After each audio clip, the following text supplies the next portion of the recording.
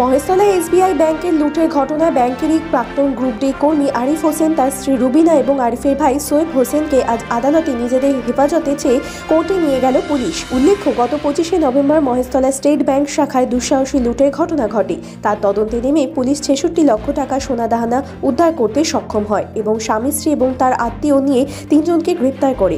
আসিফ হোসেন ব্যাংকের কর্মী ছিল। আর আপনারা সেই ছবি সরাসরি দেখছেন শুধুমাত্র বাস্তব নিউজের পর্দায়।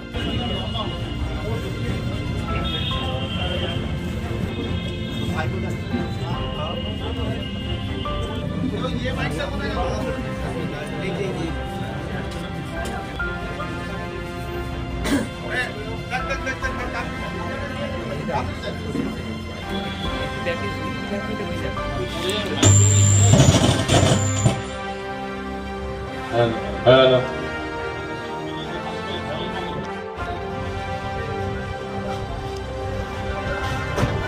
আমি তো এই ইমার্জেন্সি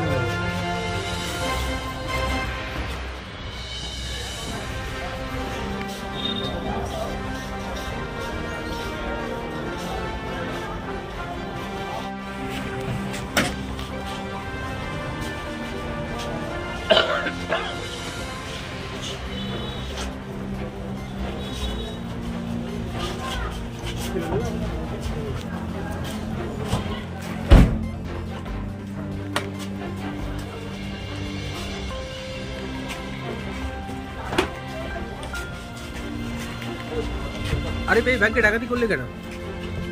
আরে ব্যাংকে ডাকাতি করলে কেন? আরে